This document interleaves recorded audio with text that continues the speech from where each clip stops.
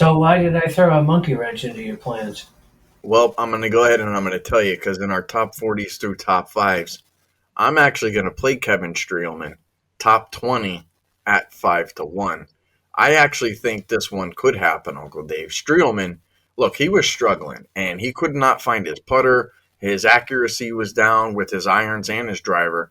And it's no wonder that you can't even find a top 25 finish in like a year and a half for Kevin Streelman.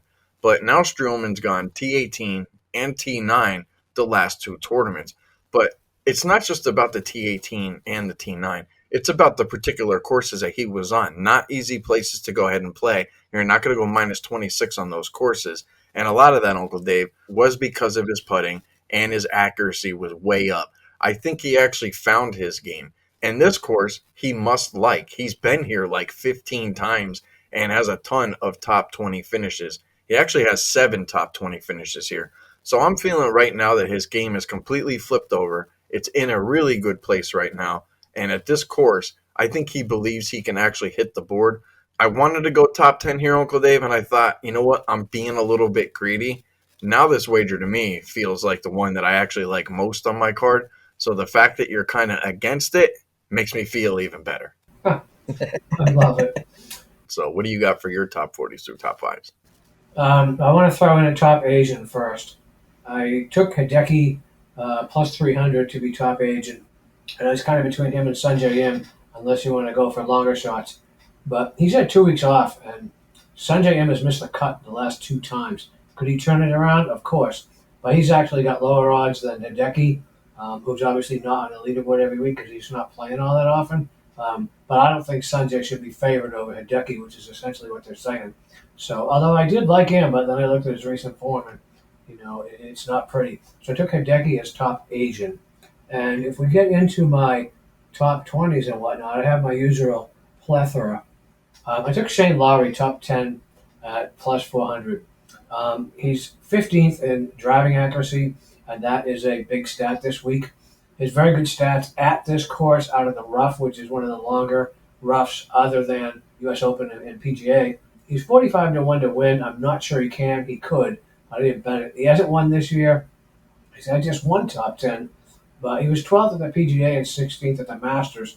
Those are your money tournaments. And this one being a designated event, I took him top 10 at plus 400. Adam Hadwin, I took him top 30 at plus 175. I wanted to bet him 110 to 1 to win. Very accurate off the tee. He's great at scrambling, which is going to help here. He's a well above average putter. Actually, he's 12th in total putting. He's not long off the tee, but I think accuracy is more important this week. He's not going to beat himself. So I put him top 30 at plus money. With his 7-12 tee time, I'm probably going to use him 80 to 1 as a first round leader as well. Moving right along, who else did I take? Let me flip my screen here. Sahith Theegala.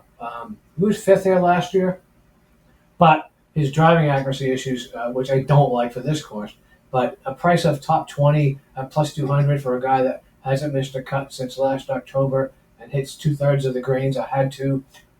I took Victor Hovland, top 5 plus 400. I think this is going to be boom or bust. His finishes here haven't been elite, but he did finish 3rd here in 2020 in a workday charity event. His short game keeps me from taking him to win. But if he's even in the top 30 after Friday, I love his chances. And those were my top guys today. One I haven't used that I want to, well, there's actually a lot, but one of the ones I haven't used that I want to somewhere is Ryan Fox. Put him somewhere. I had him top 20 last week at plus 320 or plus 350. I can't remember. And one stroke, he was T21. Kind of screwed me there. But I think he's still flying under the radar. And his talent, the price is not reflective of his talent. So those are my top guys for now. I do like more, and I'll probably tweet them out. But that's where I'm at as of, what are we, Tuesday afternoon at 4 o'clock Eastern time. Let's go. Let's jump into our winners. Uncle Dave, I'm going to go ahead. I'm going to take Sahith Theegala at 55 to 1 to go ahead and win this thing.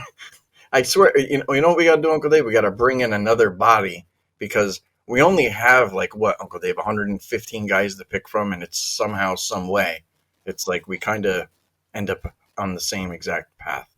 So Sahith Theegala for me, 55-1. I like the rest week for him. I think we have to start factoring rest now, Uncle Dave, more than we probably ever did with golf. The PGA is kind of pushing these players to play a whole hell of a lot more, and we're starting to see much deeper fields each and every week. This entire season, many of these players that are in this field this week, they're in their fourth, fifth week in a row golfing. Theegala was off last week, and I think many of these golfers, who are in the field this week, that they probably will take the week off next week at the Canadian Open, gearing up for the U.S. Open. Theegala has been here twice and was T5 here last season. Theegala hasn't been cut since October, like Uncle Dave, October of 2022, and he's had 6 top 10 finishes. My gut feeling says he's knocking on the door for his first win, and it's going to come rather soon. And I think this week actually sets up great for him. One of the things about Theegala, after a mediocre tournament, he tends to bounce right back. But if you give him 2 mediocre tournaments in a row, he always bounces right back. You cannot find 3 mediocre tournaments. And I'm talking, let's just say like 35th and 40, somewhere in that range. You can't find 3 tournaments where he's done that in a row. And you got to go all the way back to like 2021 to find him struggling like that much in a tournament. So I don't think that happens this week. I think he bounces back 100% live here, Uncle Dave. Sahith Theegala is going to be my lone winner here at 55-1. But Uncle Dave, I wanted to give myself a little buffer with him too. And I could play him top 5 at plus 850. Again, like last week, like I did with Fleetwood, and that didn't come in. And I wanted to give myself a little bit of a buffer. And I felt, last week I think it was Fleetwood was 5-1, but Theegala's plus 850. So I had to plug that one in. So I'll give you guys that. So Sahith Theegala for me to go in and win 55-1 there, Uncle Dave. What do you got? One of these guys isn't going to surprise you. Jason Day at 28-1. I mean, how can I not? I know Rahm, Scotty, yada, yada, yada. Day's 6th in shots gained total, 11th tee to green, 13th in putting, 22nd in shots gained approach. If he hits fairways, he's going to win. I love his group. I forget who he was paired with. It's an early tee time, I think, Thursday.